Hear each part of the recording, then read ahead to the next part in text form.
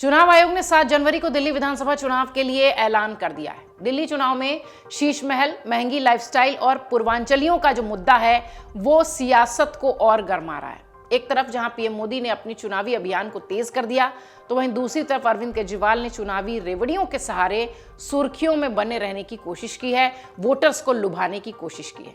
इससे अलग कांग्रेस ने भी अपने पुराने कामकाज के साथ महिलाओं को लुभाने के लिए 2500 रुपए का दाव खेल दिया है हर महीने। इन सब के बीच आपको ये बता दें कि कुछ ऐसे भी चर्चित चेहरे हैं जो इस चुनावी रण में नहीं नजर आएंगे, जो कि दिल्ली के बड़े चेहरे हैं लेकिन फिर भी चुनाव से दूर रहेंगे।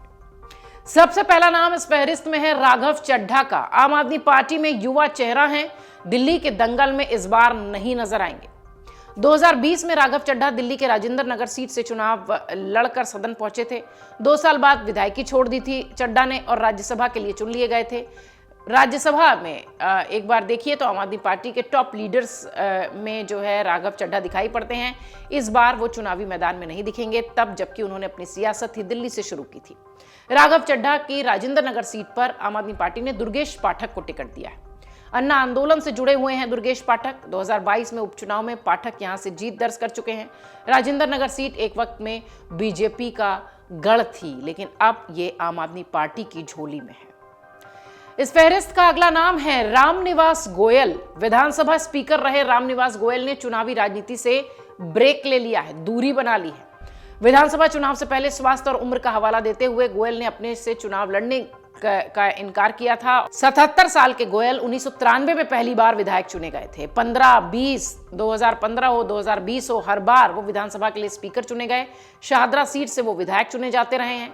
गोयल की बात करें तो वो शाहदरा सीट पर आम आदमी पार्टी ने जो जितेंद्र सिंह शंटी को उम्मीदवार बनाया था उसके लिए भी प्रचार प्रसार करते नहीं नजर आ रहे हैं।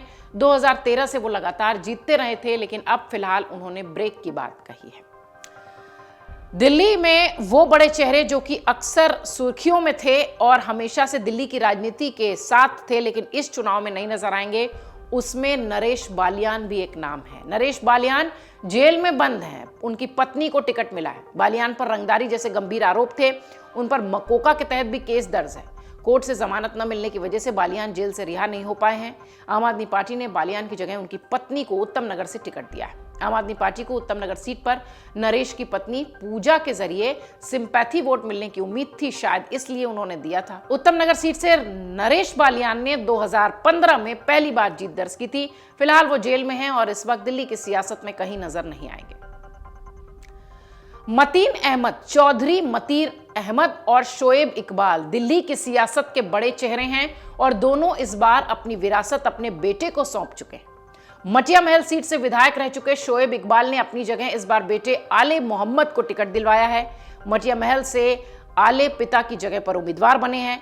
मटिया महल सीट से शोएब इकबाल 6 बार विधायक रह चुके हैं और ये आले दिल्ली के पूर्व उप महापौर भी रह चुके हैं और अब मटिया महल से विधायकी का चुनाव लड़ रहे हैं अपने पिताजी की जगह।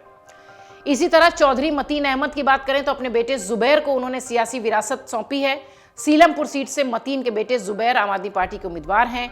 चौधरी मतीन इस सीट से 5 बार विधायक रहे हैं। इस बार अपने बेटे को उन्होंने मौका दिया है। मैदान से बाहर पूनम झा आजाद, पूर्व क्रिकेटर कीर्ति आजाद की पत्नी, 2020 के चुनाव में संगम विहार सीट से मैदान में उतरी थी। पूनम के पति कीर्ति उस वक्त कांग्रेस में थे। कीर्ति बिहार के पूर्व मुख्यमंत्री भागवत झा के बेटे हैं। कीर्ति 1993 में खुद नई दिल्ली सीट से चुनाव जीत चुके हैं। हालांकि 2020 में पूनम को संगम विहार पर सफलता नहीं मिली थी। इस बार के विधानसभा चुनाव में पूनम बाहर हैं। पूनम के पति इस वक्त तृणमूल कांग्रेस टीएमसी ममता बनर्जी की पार्टी से सांसद हैं। तृणमूल कांग्रेस ने दिल्ली चुनाव में बिना शर्त आम आदमी पार्टी को समर्थन दिया है। तो आम आदमी पार्टी अगर देखिए तो इनकी सियासत ही दिल्ली से शुरू हुई है।